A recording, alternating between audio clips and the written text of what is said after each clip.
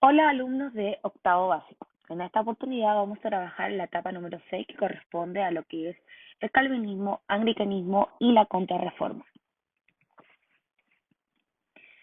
Para esto vamos a desarrollar los aprendizajes esperados que corresponden principalmente a la clase número 1 que desarrollamos el ticket de entrada, lo cual comprendimos las demandas de Lutero en contra de la Iglesia Católica, explicamos las actividades número 6 y identificamos las características de las nuevas religiones a partir de la Iglesia Católica, como en el caso del calvinismo y la Iglesia Anglicana.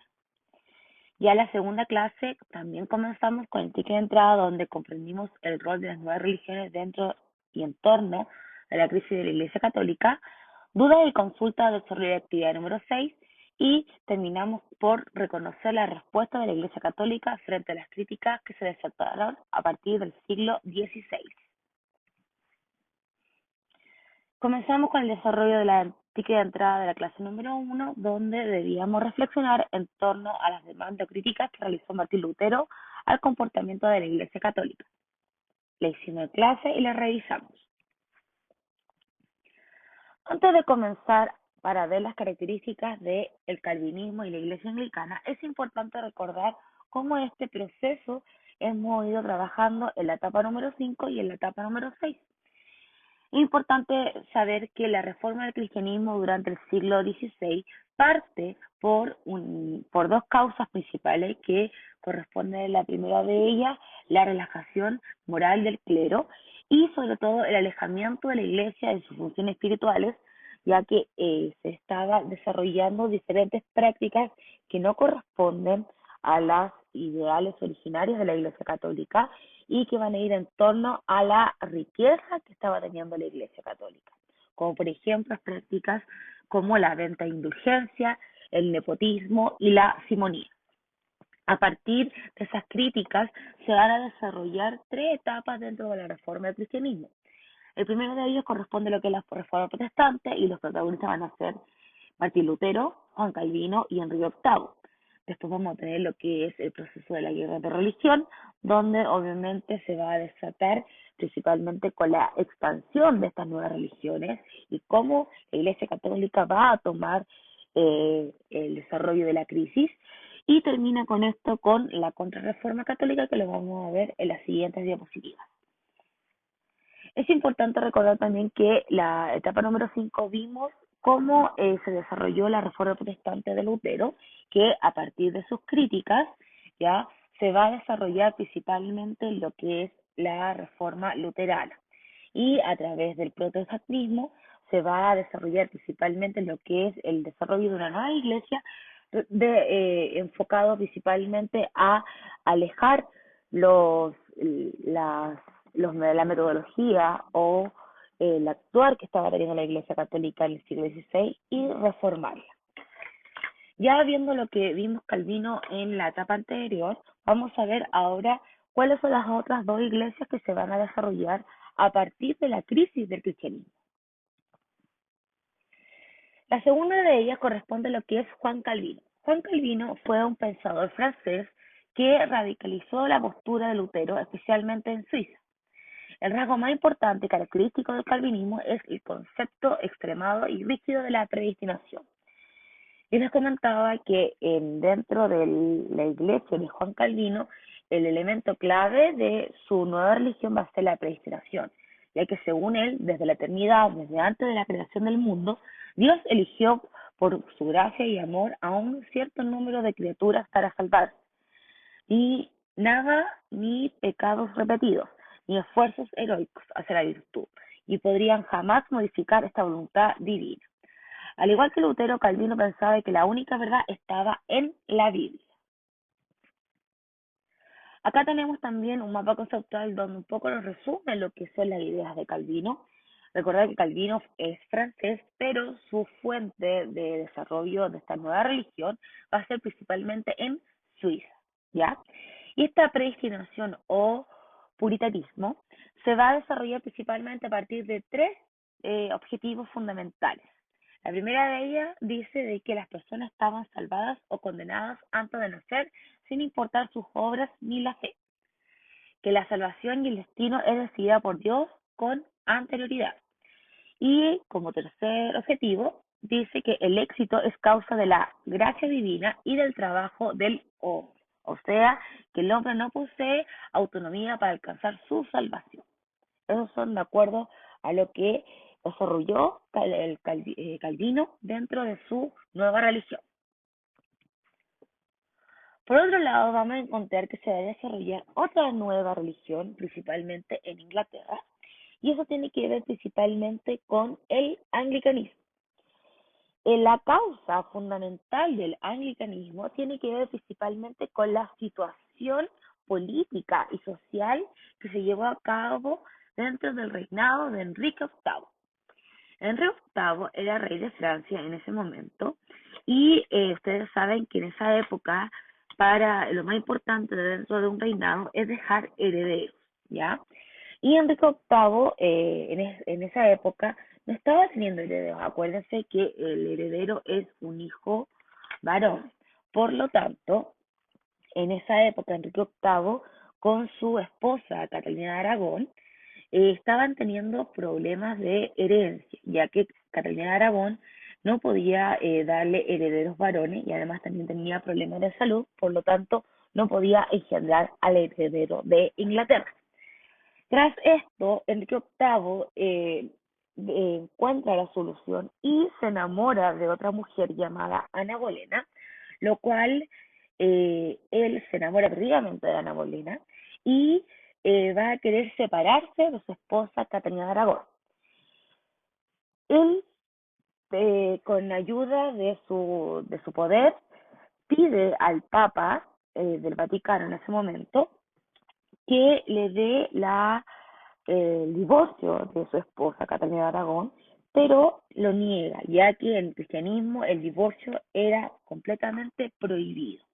Por lo tanto, Enrique VIII, tras la negación que tuvo el Papa de autorizar el divorcio, finalmente se separa de Catalina de Aragón y también se separa de la Iglesia Católica, lo cual se va a formar una nueva iglesia llamada el Anglicanismo y además también se va a casar con Ana Bolena. ¿Qué va a pasar acá? Que finalmente se separa de la iglesia del Estado y se proclama jefe supremo de la iglesia, o sea, Enrique VIII y todos los reyes de Inglaterra son el máximo jefe supremo de la iglesia. También la iglesia queda sometida al Estado y al rey, lo cual esta iglesia anglicana sigue hasta el día de hoy y obviamente se desarrolla en Reino Unido y en Inglaterra. Y los pilares de esta iglesia anglicana son los siguientes. Uno, valorar la Biblia como fuente de fe. Y dos, la defensa de derechos de matrimonio de sacerdotes y obispos. O sea, que también va a mantener dogmas católicos, pero obviamente va a ser mucho más flexible que lo que proponía la iglesia católica. Acá podemos ver un mapa cómo se desarrolló la expansión de la reforma en el siglo XVI. Y si ustedes se dan cuenta, ya dentro de lo que es la parte verde del mapa, corresponde principalmente lo que es el dominio de la reforma protestante de Lutero. Y principalmente lo que es la zona más de café oscuro, corresponde a lo que es Inglaterra y parte de Irlanda, lo cual se desarrolla principalmente lo que es el dominio de la iglesia anglicana. Y las zonas que son más bien rosadas, que están en la zona de Suiza, un poco de Francia, Hungría, ¿ya? Se desarrollaron principalmente lo que son las zonas de la presencia de la religión calvinista. De una otra manera todavía sigue existiendo gran dominio de la Iglesia Católica, pero ya no tenía el dominio completo de Europa, sino que se estaba fragmentando. En la actividad número 5 de lo que es el ticket de entrada de la clase número 2, desarrollamos principalmente lo que es una pregunta de reflexión en torno a lo que es el pensamiento del rey Enrique VIII, lo cual ustedes tenían que reflexionar y desarrollar la siguiente pregunta. ¿Cuáles serían las decisiones que hubieras tomado para legalizar su separación y crear una nueva religión si ponerte en el lugar de Enrique VIII? Ya en la segunda clase vimos lo que es la respuesta de la Iglesia Católica a lo que llamamos como la contrarreforma. Revisamos la actividad de la clase número 2, el ticket de entrada, y comenzamos a ver lo que era la contrarreforma. La contrarreforma católica principalmente corresponde a la respuesta de la crisis, de las críticas que se estaban desatando en torno al actuar de la Iglesia Católica. ¿Qué va a pasar acá? Que a partir del siglo XVI, tras la crítica y el expansionismo de estas nuevas religiones que se estaban desatando por toda Europa, la Iglesia Católica tuvo que reformarse, tuvo que desarrollar diferentes tipos de nuevos estamentos y sobre todo nueva estrategia para tener nuevamente el control de la religión en Europa y obviamente terminar con la crisis que se estaba desatando.